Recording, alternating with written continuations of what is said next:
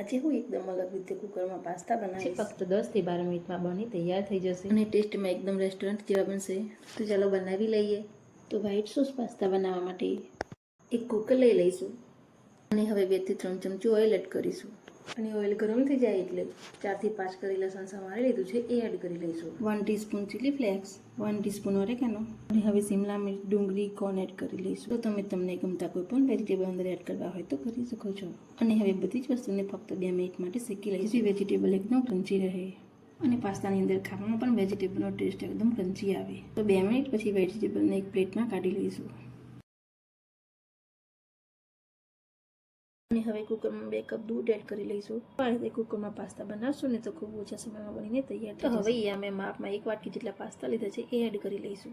અને હવે દૂધ થોડું ગરમ થઈ જાય એટલે કુકરનું ઢાંકણ ઢાંકી ફક્ત 1 સીટી આવે ત્યાં સુધી બોઇલ કરી. હવે 1 સીટી વાગ્યા પછી જોઈ લઈશું તો પાસ્તા સરસ બોઇલ થઈ ગયા છે. તો પાસ્તા એકદમ ક્રીમી બને એ માટે ચીઝ ક્યુબના નાના ટુકડા કરી લીધા છે એ એડ કરી લઈશું. અને હવે સ્વાદ પ્રમાણે મીઠું એડ કરીશું. અને હવે જે વેજીટેબલ સાઈડમાં મૂક્યા હતા એ એડ કરી લઈશું. તો આ રીતે વેજીટેબલ એડ કરવાથી ટેસ્ટ એકદમ સરસ અને પાસ્તા એકદમ હોટલ સ્ટાઇલ બનશે. તો હવે તમે જોઈ શકો છો કે ચીઝ એકદમ મેલ્ટ થઈ ગયું છે ને પાસ્તા એકદમ ક્રીમી. તો હવે તમે પણ આ રીતે વ્હાઈટ સોસ પાસ્તા ઘરે બનાવી શકો છો. તો હવે તમને જોઈને જ ખબર પડી જશે કે પાસ્તા કેટલા ક્રીમી બને. ખૂબ ઓછો સમય ને ઓછા વાટમાં બની તૈયાર થશે. તો તમે પણ જરૂરથી બનાવજો.